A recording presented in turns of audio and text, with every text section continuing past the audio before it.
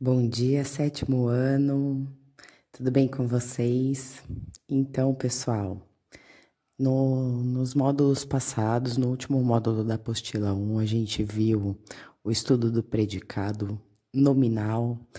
No primeiro módulo de estudo da língua aqui, né, da apostila 2, que é o módulo 14, nós vimos o estudo do predicado verbal, como identificar o predicado verbal. Tudo isso dentro do estudo da sintaxe, lembram-se? Agora chega de sintaxe. Vamos voltar um pouquinho para morfologia, para a classe de palavras. E nós vamos ver os verbos. Muito bem. Bom, pessoal, como diz ali em cima mesmo, eu vou abordar agora, eu vou fazer uma introdução à matéria dos módulos 17, que começa na página 22, e do módulo 20, que começa na página 86. Mas antes de abrir a apostila, vamos prestar atenção nessa aula aqui, que é uma introdução geral sobre esses assuntos. Tá bom, pessoal? Então, vamos relembrar a classe de verbos e tudo que a gente já aprendeu sobre eles no sexto ano. E agora nós vamos aprofundar um pouco o estudo, conhecer de pertinho cada modo verbal, cada tempo verbal, para que eles servem, como eles são usados e como eles são conjugados. Beleza? Então, vamos começar aqui com o básico do básico, né? Qual é a estrutura de um verbo?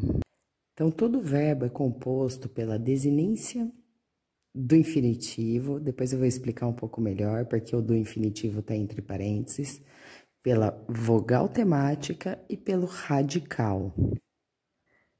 Então, aqui eu peguei 3 verbos aleatoriamente.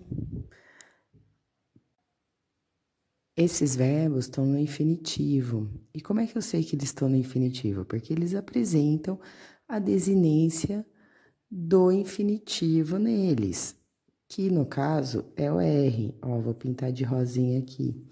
Desinência do infinitivo. Ou seja, toda vez que o verbo apresentar um R no seu final, significa que ele está no infinitivo. Pessoal, cada tempo verbal dentro de um modo verbal apresenta uma desinência. Nós vamos estudar isso daqui a pouco, na minha próxima aula, mas só para vocês entenderem. Por exemplo, comemos, cantamos, emos, amos, é uma desinência de primeira pessoa do plural. Entendem? Bom, beleza. O próximo que a gente tem é a vogal temática. Então, sempre quem está antes da desinência do infinitivo na palavra é a minha vogal temática. Olha só, aqui eu tenho 3 vogais temáticas diferentes: o A, o E e o I. E o que sobra dessas vogais temáticas é o que a gente chama de radical. No caso do verbo amar, o radical é am. Do verbo comer é com. Do verbo sorrir é sor. E claro que cada uma dessas partes do verbo nos dizem algo a respeito do verbo, nos permite classificar o verbo de maneiras diferentes. Então, a primeira classificação que a gente vai ver a respeito dos verbos é sobre as vogais temáticas, que eu posso ter alguns tipos e classificá-las. Então, os verbos são agrupados em 3 conjugações diferentes. A primeira conjugação é dos verbos cuja vogal temática é o A. Então, ó, aqui eu pus alguns exemplos: verbo amar, cantar, falar, estar, trovejar, dançar, brigar, etc. Pessoal, lembrando que a gente voltou de sintaxe para morfologia. Então, agora não tem mais nada a ver se é um verbo de ligação, se é um verbo que indica ação. O que me importa agora são os verbos em geral e como eles funcionam dentro da classe de palavras verbos, certo? Então, aqui a gente tem os verbos, né? Eles são agrupados em 3 conjugações e a primeira conjugação são os verbos cuja vogal temática é o A. A segunda conjugação, vogal temática E. Então, os verbos da segunda conjugação têm a vogal temática E, Pois aqui alguns exemplos, ó. Comer, ler, ser, ver, vencer, parecer, crer, haver, que é o vilão dos verbos. Todo mundo tem dúvida de como conjugar o verbo haver. Também é da segunda conjugação. Na segunda conjugação, pessoal, acontece algo bem especial em relação ao verbo pôr. O verbo pôr e seus derivados, depor, repor, entrepor, dispor, eles são considerados como pertencentes da segunda conjugação. Aí vocês perguntam, mas professora, a vogal temática não é o? Então, é o, mas olha só, vem do latim poere, que no português antigo virou poer. E aí, mais tarde, por uma questão de pronúncia, a gente aboliu esse E do verbo e começou a pronunciar por. Mas ele já era enquadrado na segunda conjugação e assim continuou. Não foi criada uma conjugação nova para ele. Ok, pessoal? Então, caso caia na prova, num vestibular, num simulado, ou qualquer coisa que vocês forem fazer, a qual conjugação pertence o verbo por? Pertence à segunda conjugação, porque ele vem do latim poere, né? E é isso aí. E agora vamos ver a terceira conjugação. Então, a terceira conjugação é formada pelos verbos cuja vogal temática é o I. Sorrir, rir, vir, ir, vestir, dormir, fingir. E todos os verbos que vocês conseguirem pensar terminados em I. Beleza, meus queridos? Agora a gente vai ver, então aqui a gente viu que a vogal temática de um verbo nos permite agrupar os verbos em 3 conjugações diferentes. A primeira, a segunda e a terceira. E agora a gente vai ver o que o radical de um verbo nos permite perceber a respeito do verbo que a gente vai flexionar e o que isso quer dizer. Observar o radical de um verbo durante o processo de flexão em modo, tempo, número e pessoa nos permite classificá-lo em regular, irregular ou anômalo. Então, o verbo que é classificado como regular, ele não sofre alteração no radical durante as flexões. Olha o verbo amar conjugado aqui, ó, no presente do indicativo. Eu amo, tu amas, ele ama, nós amamos, vós amais, eles amam. Percebem como o radical é sempre o mesmo? Amar, ó, o que a gente pintou como radical. E olha aqui, o radical é sempre o mesmo, ele não muda. E se eu conjugar o verbo amar em todos os tempos e modos verbais, não vai mudar. Ó, no pretérito perfeito, eu amei, tu amaste, ele amou. No pretérito imperfeito, eu amava, tu amavas, ele amava. No futuro, eu amarei. No futuro do pretérito, eu amaria.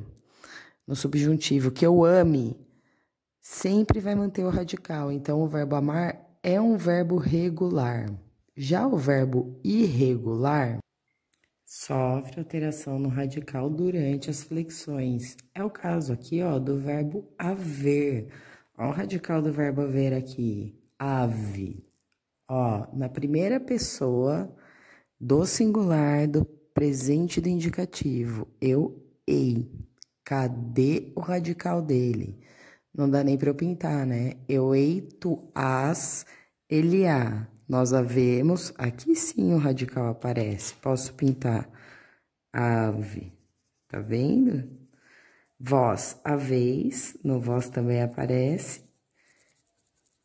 E eles hão, é isso aí, eles hão, ok? Então, tá vendo que muda? Muda, mas não muda tanto. Ainda dá para reconhecer que é o verbo haver, pelo menos o H se mantém. Aqui o H e o A, dá para a gente ter noção. Agora, a próxima classificação, que são os verbos anômalos. muda um pouco mais. Eu quero só fazer uma observação.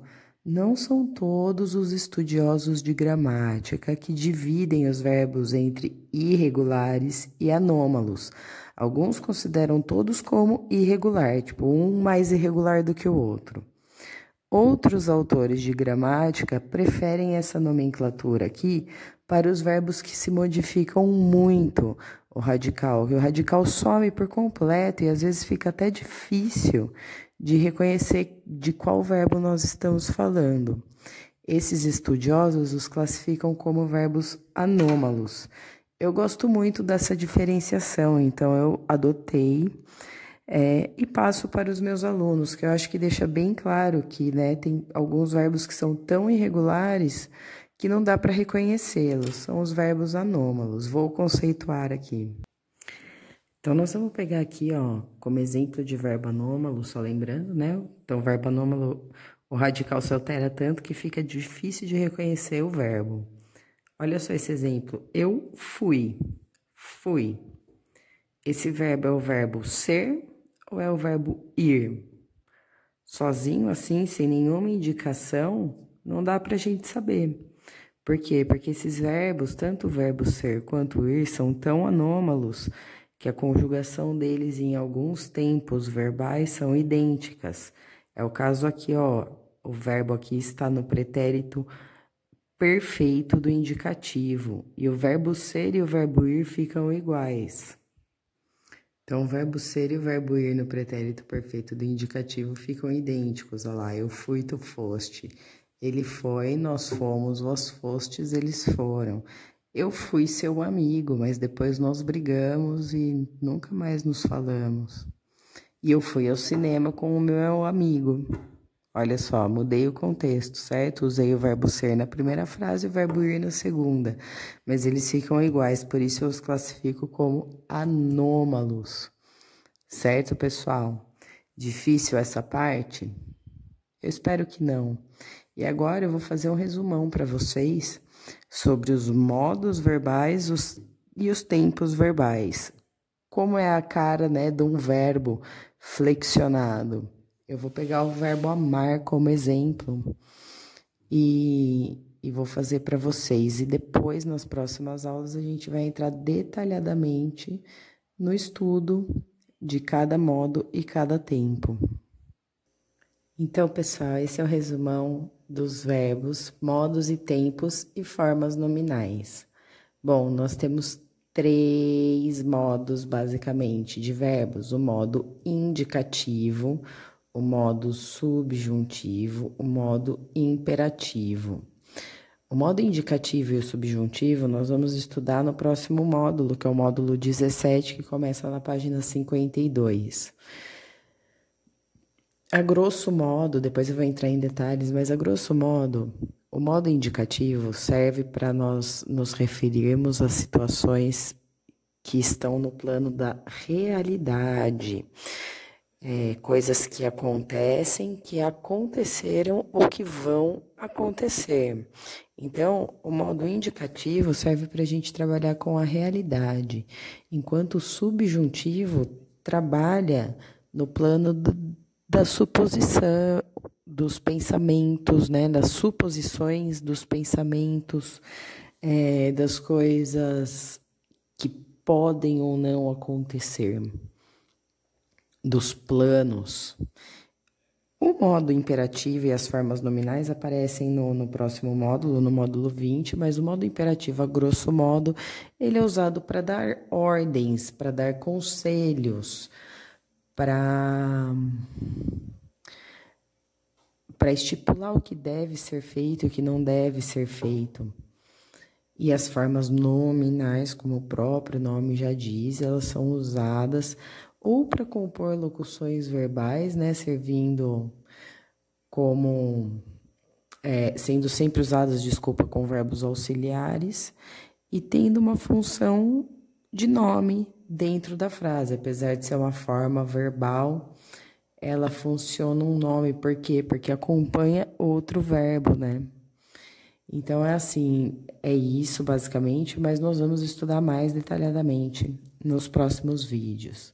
De qualquer forma, eu quero dar aquela resumida que eu sempre dou com vocês. Então, só um segundo.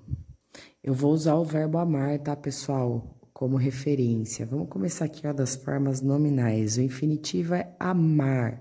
O infinitivo pessoal significa que ele é conjugado em pessoas. Então, eu amar, tu amares, ele amar, amaremos, amareis, amarão. E ele é usado de uma forma especial, nós vamos estudá-lo um pouquinho mais para frente. O gerúndio é amando, né? Sempre que eu tenho aqui o gerúndio com N, amando, comendo, correndo, falando, brincando. E o particípio com I, do A, do E, do, né? Aqui no caso, amado. Então, amar, amando e amado. Aí, ó, no modo indicativo, o primeiro tempo que aparece é o presente do indicativo. Eu amo, tu amas, ele ama, nós amamos, vós amais, eles amam. Pretérito imperfeito. Eu amava, tu amavas, ele amava, nós amávamos, vós amáveis, eles amavam. Pretérito perfeito. Eu amei, tu amaste, ele amou, nós amamos, vós amastes, eles amaram. Pretérito mais que perfeito. Eu amara, tu amaras, ele amara, nós amáramos, vós amareis, eles amaram. Futuro do presente. Eu amarei, tu amarás, ele amará, nós amaremos, vós amareis, eles amarão. Futuro do pretérito. Eu amaria, tu amarias, ele amaria. Nós amaríamos, vós amaríeis, eles amariam. Modo subjuntivo, presente do subjuntivo, que eu ame, que tu ames, que ele ame, que nós amemos, que vós ameis, que eles amem. Pretérito imperfeito. Se eu amasse, se tu amasses, se ele amasse. Se nós amássemos, se vós amasseis, se eles amassem. Futuro, quando eu amar, quando tu amares, quando ele amar, quando nós amarmos, quando vós amardes, quando eles amarem. Imperativo afirmativo. Ama, tu, ame você, amemos nós, amai vós, amem vocês. Imperativo negativo, não ame tu, não ames tu, não ame você, não amemos nós, não ameis vós, não amem vocês. Basicamente assim que a gente flexiona os verbos em todos os modos e tempos e formas nominais. E é tudo isso que nós vamos estudar nas próximas 2 videoaulas e, honestamente, para o resto da vida.